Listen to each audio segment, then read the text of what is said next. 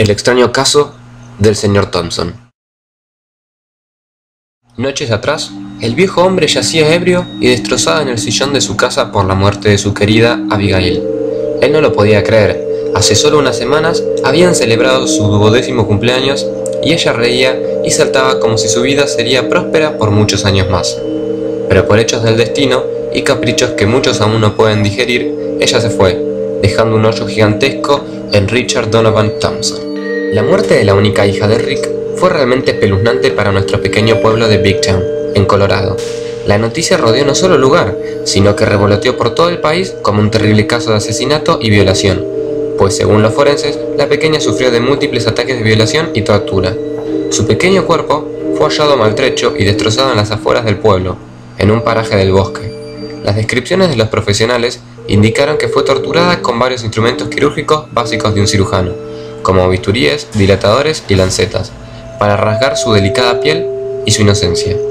Lo más desagradable y horripilante del caso fue que hallaron el cuerpo de Abigail decapitado y bañado en sangre, y una marca sucia y de protagonismo estaba dibujada en su espalda con carboncillo, el bastón de Esculapio. Yo estuve en la escena del crimen al llevar a Rick preocupado por lo de su hija, sin saber lo que le esperaba ahí. Según me contaba en el trayecto, su hija había salido a las 9 de la noche en la casa de una amiga a una fiesta que ésta ofrecía con sus padres. Le pregunté por qué no la había acompañado hasta la casa de la cumpleañera, y ahí fue cuando el hombre se puso nervioso y comenzó a sentirse terriblemente culpable por el caso. Tartamudeando y pegando la mirada a varios lados a la vez, me contó algo que no le creí al principio. Me dijo que ella ya estaba lo suficientemente grande como para poder ir sola por la calle, que confiaba mucho en su suerte y que la zona donde iba no era para nada peligrosa. Yo lo vi con una mirada de asombro y pensé, eres una mierda de padre, Rick. Sabía cómo se portaba el hombre, fue mi vecino por más de 15 años y conocía sus actividades, hasta las más minúsculas. Trabajaba en obras de construcción y casi todos los días llegaba a casa ebrio a altas horas de la noche solo a golpear a su esposa Margaret, por distintas razones estúpidas. Escuchaba los gemidos de su esposa y sus llantos, y a veces había noches en que no podía conciliar el sueño porque Margaret me buscaba y me pedía ayuda con los maltratos de su esposo. Me molestaba el caso, pero no era algo en lo que me correspondiera meterme. Después del nacimiento de su única hija, pasaron 6 años para que Margaret se hartara del viejo Rick y lo dejara con la pequeña. Hizo muy mal en hacer eso, y era raro en ella, ya que amaba tanto a su hija que era difícil verlas separadas. Que de la noche a la mañana se fumara del pueblo sin dejar rastro alguno, le pareció raro a los vecinos, y en especial a Rick. Todos esos hechos dejaron consternado al viejo y lo conducieron en un odio total contra el género femenino, blasfemando y diciendo que eran de lo peor. Comenzó a hundirse más en el alcohol, y yo veía con frecuencia las prostitutas baratas que llevaba a casa.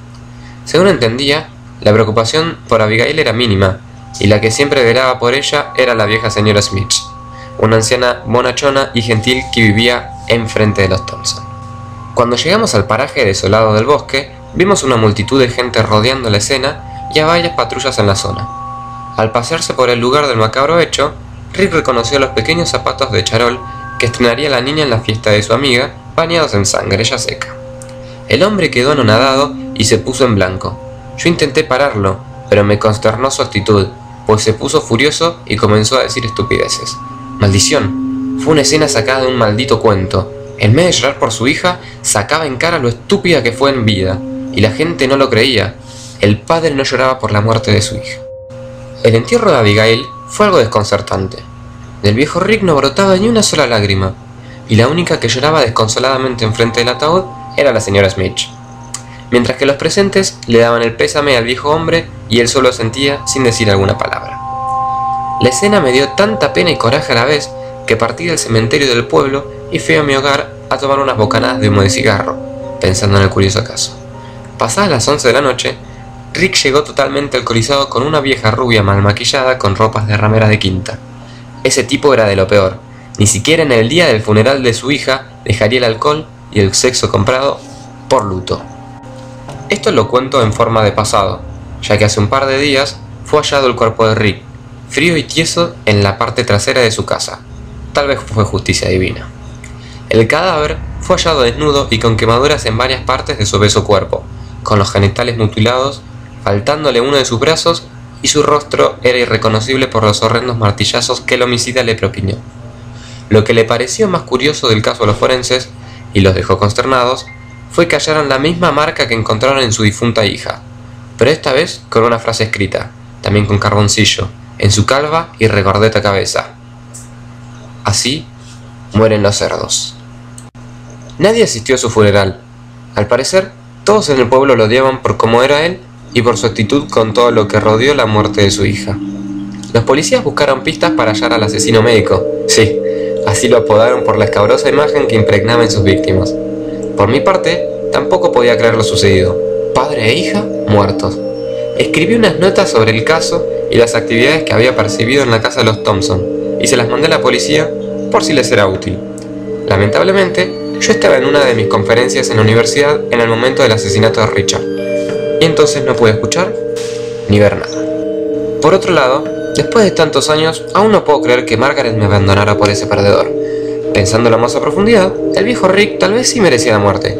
Fue por eso, tal vez, que en una de esas noches en las cuales Margaret me fue a buscar, le destrocé el cráneo con la base de una lámpara, e hizo que aún conserve el cuerpo embalsamado en un viejo baúl de mi sótano desde hace ya más de 6 años, y aún tiene esa apariencia que me enamoró en mi juventud.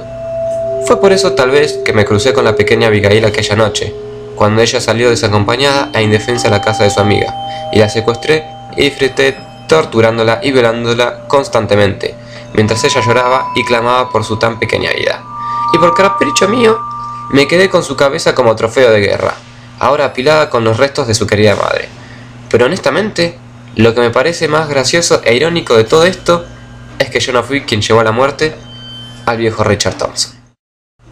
Si el video y la historia te han gustado, por favor dale me gusta y compartí con tus amigos, ya que eso me sería de muchísima ayuda para poder continuar con este tipo de videos y con el canal.